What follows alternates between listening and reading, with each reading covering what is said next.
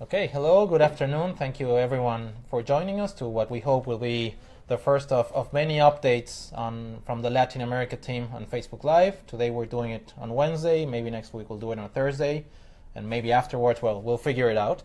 But there's a lot of things happening in Latin America this week, and so we'll just try to talk a little bit about some of those. I'm joined here by Risa Grais, our specialist on Venezuela, and I think one of the interesting things that happened during the past couple of weeks has been a growing level of social unrest and of repression, starting with United Airlines, but we won't talk about United Airlines. We'll start talking more about Venezuela. So Risa, tell us what's going on there. Yeah, so this all started with the Supreme Court's decision to annul the National Assembly about 2 weeks ago. This is something that was met with a lot of public outrage in terms of the streets, the international community, and then also within the government, where we see a lot of the different factions within the ruling PSUV also giving a lot of pushback to President Nicolas Maduro and that ruling. Since then, the Supreme Court has backed down a bit. They reversed the most controversial parts of that ruling, but the government then moved to bar the main opposition leader, Enrique Capriles, from running for public office just several days after. And the combination of these two events has really reinvigorated the opposition in terms of the streets. And we've seen that protest movements over the last few months have generally been unsuccessful. They haven't been able to get many participants to come out. But now we see that turnout is very high, and that we've had a sustained amount of protests in a way that we haven't seen since 2014. So in that sense, the social dynamics seem to be much more volatile than they have been in quite a while. And I guess the question, I mean, how do you think this will evolve, and will Maduro survive this?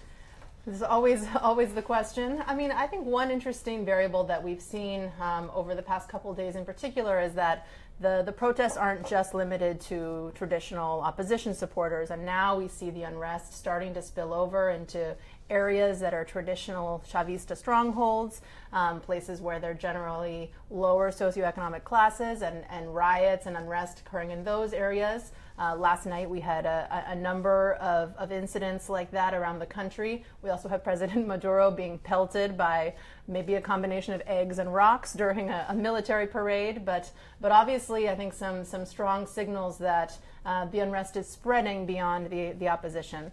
And I think that's important because I think the main catalyst that could prompt the military and other key groups that are backing Maduro to reconsider is going to be if there's massive unrest and it's sustained and it includes their traditional supporters and they're being asked to go out in the streets and use violence to defend the regime. And that's something that the traditional military has been very reluctant to do. It's one of the reasons why I think they were concerned about the TSJ ruling.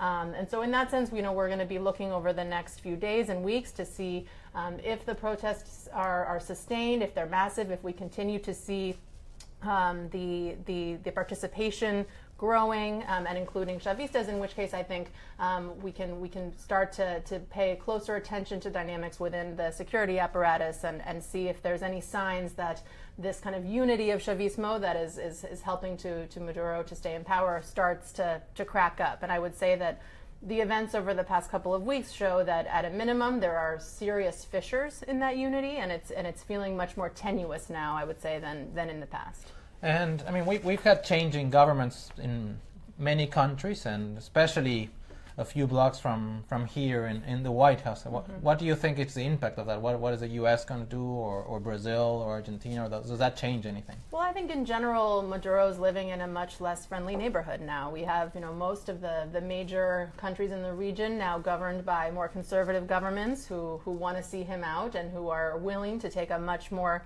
aggressive stance. So we now have an effort at the Organization of American States to suspend Venezuela that's actually, I think, going to gain some traction in the coming weeks. We see some of the votes that have typically sided with Venezuela starting to at least abstain, maybe waiver. At Mercosur, they've also started a process to expel Venezuela altogether. They're currently suspended. So I do think that increases pressure on the government. I think it changes potentially some of the calculations of individuals that may be on the fence in terms of their commitment to the government and are feeling more isolated. The U.S., I think, is a huge wild card. I mean, the Trump variable is something that really could change dynamics here if the U.S. administration decides to be more aggressive, especially on the sanctions side. Right now, we have individual sanctions on a number of leaders within Chavismo, within the military. But if they decide to impose broader commercial sanctions, I mean, that would be a huge deal for the Venezuelan economy, which is already reeling, because the U.S. is the main cash-generating export market for Venezuela's oil. So I think in that sense, the U.S. dynamic is going to be a very important variable to watch going forward. And I mean, one of Chavez's friends was also having some trouble in neighboring Ecuador, but he seems to have dodged the bullet. Is Ecuador also going to see what we're seeing in Venezuela with social protests, with the opposition complaining about the elections, or things look better there? I think it's going to be a bit more stable. I mean, the opposition is crying foul after last week's very close election results, but I think. Like in Venezuela, the government has a very strong institutional control, so I don't think that there's much room to change the results at this point, even though the conservative opposition candidate, Guillermo Lasso, is trying to do that. I think the protests they've already kind of been fairly minimal. I think they'll die down, even amid these challenges. But like Venezuela, we do have a very polarized electorate where it really is kind of split down the middle. And the successor to President Rafael Correa, Lenin Moreno, is going to inherit a very difficult situation in terms of the economy. So I think to the extent that you do have this contested election result and you had a very polarized and kind of bitter campaign, that this just makes it all the more difficult for him to deliver on reforms and at the same time try to also maintain aspects of Correa's model that are very popular. So I think it's going to be maybe more calm in the short term, but getting very complicated pretty quickly. Oh, it's interesting because it's something like that is happening in Venezuela's former friend in Argentina, where we did have a change in government, but where social dynamics have worsened significantly also over the past couple of weeks. We've had the first national strike, a teachers' union that's ongoing and getting worse after the government decided to go after some of the teachers and beat them up in downtown Buenos Aires. But we also saw last week or 2 weeks ago a big demonstration in favor of the government, right? So I think something like what we're seeing in Argentina, we're probably going to see in many other countries. Is these very polarized societies with government having to do adjustments and people that support them and people that don't, and governments being forced to make difficult decisions on economic policy, especially that are painful, that affect the economy, and that do not really generate results very quickly. And so it presents, I think, significant challenges, right? For Argentina, it's a situation where inflation is still high. The central bank yesterday hiked rates because they seem to think that that's going to be fine in terms of economic activity, potentially putting at risk the government's ability to win the elections in August and then in October. So, I think it's going to be interesting to see how that evolves in Argentina and how much of that is a signal of what can happen in Ecuador. And how important are these elections for the government in Argentina? I think they're very important. Macri a little bit, like in other countries, won the election by a tight margin without real control of Congress or institutional control. And his ability to continue to do certain adjustments and continue to provide opportunities for foreign investors is going to be dependent on his ability to show that a majority of the population is behind him. And with the economy contracting last year, with inflation still high, with growth not really picking up, it is looking challenging. And if he doesn't win the elections, or at least do well enough to send a signal that he's very much in control, then his ability to do this adjustment is going to be very limited, and that's going to compromise the government's ability to continue to generate the conditions for investment, affect growth, and then change what, at least from the outside, looks like a very good story as a very difficult one. And so, I think things are going to be challenging there. And I don't know what else happened in Latin America. We had in Chile. In Chile, we had former President Lagos deciding that he wasn't going to run because he wasn't going to have enough support. I wonder if that was that, or he saw what happened to Bachelet, that she left with very high approval ratings and then didn't want a second time. But the person that does seem to want a second time and a second chance, even though the first one wasn't that good, is Piñera. So, at this point, looks very well positioned to win. I mean, do you think that the second time will be better for him, or it's going to be like Bachelet all over again, and the first one good and the second one bad? Well, I think it's hard to imagine Piñera being that successful, just to the extent that he is going to confront the same social demands that Bachelet has faced. And so I think that the challenge, and Piñera had his own social issues during his administration with student protests, et cetera. So I could see him winning on the promises of the economic outlook, bringing back growth, and having a more business-friendly platform. But I think some of those social issues are still going to be kind of percolating under the surface, and that's going to be a very challenging dynamic for whoever comes next. Mm-hmm. Excellent. So we have a few questions from our viewers. So let's see them. So Monica Villalobos, do you see the international community actually enforcing forceful actions against the Venezuelan government?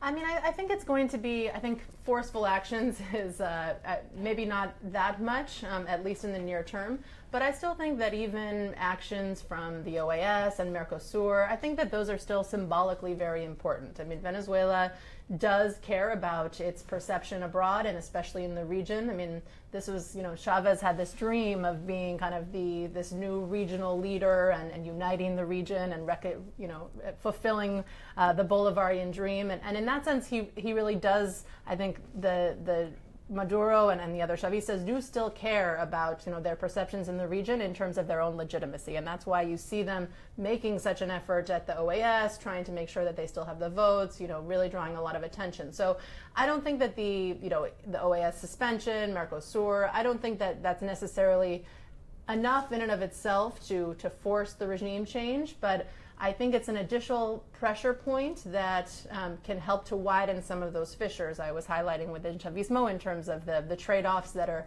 for now, keeping these groups rallied around Maduro, but I think it's kind of a tenuous unity at this point. Okay. Frank Lemon, can you comment on Macri and the long-term prognosis of the Argentine economy? I think we've commented on that. Macri is not in the best of positions. His popularity has gone down. He still retains around 50% support, so that's not bad after a year of an economic contraction and high inflation. But I think it's challenging. For this year, the economy should recover on the back of fiscal spending and lowering inflation and higher wages. But I think longer term it looks challenging because Argentina, much like the rest of Latin America, needs to find new engines of growth in a time where the world is not as favorable, and that looks difficult. So I think that's quite challenging. The next one, Aria Ilopoulos. In Ecuador, how do you expect Moreno's cabinet to shape up? How will the Moreno glass camp affect the new government's political dynamics and Moreno's ability to reach across the aisle in the National Assembly? Good questions.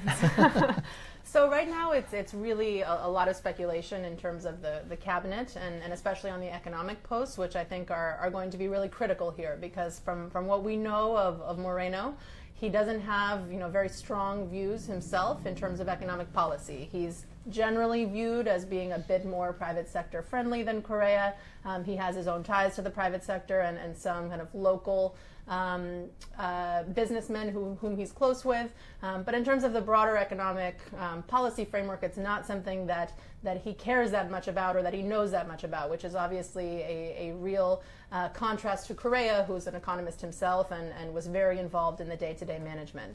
So far, the names that have been circulated, they include Fender Falconi, the former head of Semplades, Hugo Jacome, there's a couple other legislators that have been mentioned. They're all pretty radical figures, more to the left, and I think that investors wouldn't necessarily look at these appointments, they wouldn't welcome them. I think that would not be a great sign for investors. But I do think that the kind of external and domestic constraints on Moreno are going to be so big that he's going to be forced to moderate regardless. So I think, we could potentially have a bumpier road, kind of mixed signals depending on who the key appointments are, but it still feels to me like this is an economy that is, I mean, it's in recession. He's inheriting a huge liabilities, to the central bank, to the Chinese, to bondholders. It's a pretty fragile situation, and with oil still pretty low and the dollar relatively strong. And so in that sense, I think he's going to be forced to try to send more positive signals to foreign investors, probably to engage with multilaterals as well. I don't think it's as linear an approach as it would be under Lasso, but it still feels like he's going to be kind of forced in that direction regardless. I think in terms of his ability to reach across the aisle, I think because we're so polarized and the way that this election has played out, I think that's going to be very difficult. Alianza País and its allies are going to have a simple majority, so in that sense, the kind of initial governability challenges, I think, will be less of a problem for Moreno than they would have been under Lasso. But I also think that because he's going to be forced to moderate and kind of depart from aspects of Correa's model, that dynamics within Alianza País are going to become very complicated very quickly. And I think Correa, as he looks to come back to power, he'll also become a very vocal critic of Moreno, which is obviously going to be quite a challenge in and of itself. Okay, well, that was very interesting. So thank you everyone for joining us, and we'll try to do another of these next week as well. And if you have any questions, just post them on Facebook. Thank you. Thank you. Have a good afternoon.